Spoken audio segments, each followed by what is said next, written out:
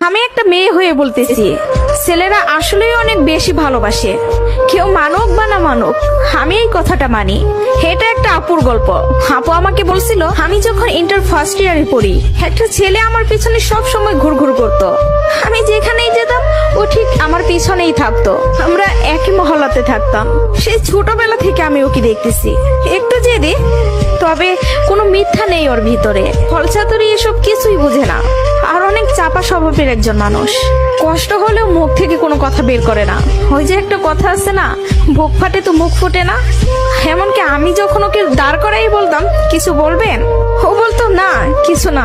একদিন আমিও ওকে প্রপোজ করলাম আর বললাম, আপনাকে দিয়ে কিছু হবে না, আমি সারাটা জীবন আপনার সাথে থাকতে চাই, আপনার বউ হতে চাই আমি। কখনো দূরে সরাই দিবেন না তো?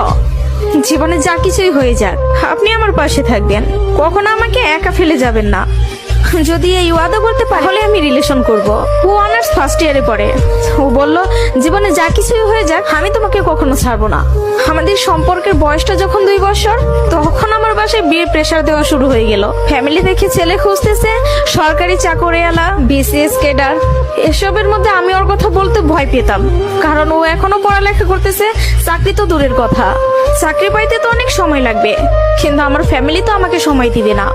আমি অনেক কষ্টে আম্মুকে রাজি করাই। আম্মু যেন আব্বুকে এই কথাটা বলে, আর আম্মু আব্বুকে বলে। আব্বু সাথে সাথে মুখের উপর বলে দেয়, সম্ভব না, বেকার ছেলের হাতে আমি আমার মেয়েকে দিব না। তখন আমিও ভাবছিলাম, কথাটা তো ভুল না, কথাটা তো সঠিক। কোনো বাবা মাই চাইবে না বেকার ছেলের কাছে মেয়েকে বিয়ে দিতে। আমি নিজেও তো কখনো চাইবো না, কিন্তু তারপর মাথায় চলতেছে, আমি যদি ওকে হারাই ফেলি, আর কখন কি ফিরে পাবো ওকে? আমি তো আর ফিরে পাবো না। পরবর্তীতে আমি ওকে সব বলি, ওকে বলি কি করব বলো। তখন বুঝতে পারতেছিলাম ও কান্না করতেছে। ও আমাকে বলে, আম্মু ডাকতেছে, জাস্ট একটা মিনিট, আমি আম্মুর কথাটা শুনে আসি। তুমি একটু লাইনে থাকো, এসে তোমার সাথে আমি কথা বলতেছি। আমি তোমার জীবনে আছি 2টা বছর, কতটুকু আমাকে চিনো জানো আমি জানি না, কিন্তু তোমার পরিবার তোমার সাথে 18টা বছর তোমার পাশে আছে। আমি কখনো বলবো না যে তুমি তাদের ছেড়ে আমার কাছে চলে আসো। আমি জানি না আমার বাসায় থেকে মেনে নিবে কিনা। পড়ালেখা শেষ করতে করতে আরো 2টা বছর লেগে যাবে, কবে চাকরি পাবো সেটারও তো কোনো ঠিক নাই। আমি যদি তোমাকে ভালো না রাখতে পারি, আমি তো নিজেকে কখনো মাফ করতে পারবো না। আমার কাছে তোমার হাসিটা অনেক দামি। তোমার যেটা ভালো মনে হবে তুমি সেটাই করো। তুমি যা বলবো আমি সেটাতেই রাজি। এসব কথা শোনার পরে, আর যাই হোক, একটা মেয়ে তার ভালোবাসার মানুষকে কখনো ছেড়ে যাইতে পারে না। আমি তখন একটা জিনিসই ভাবতেছিলাম, জীবনটা তো ছোট, আর আমি আমার এই ভালোবাসার মানুষটাকে হারাই ফেললে আমি নিজেই সারা জীবন আফসোস করব। এরকম কোনো ছেলে আর আমাকে ভালোবাসতে পারবে না, আমি ওকে ছাড়তে পারবো না। আমি বাসায় আবারও বুঝাই, তারা বুঝে না। তারপর আমি বাসা থেকে বের হয়ে যাই। বাসা থেকে বের হয়ে ওকে ফোন দেই আর বলি, আমাকে নিয়ে যাও। ও তাড়াহুড়া করে বাড়ি থেকে চলে আসলো। আমি বললাম, আমি তোমাকে বিয়ে করব।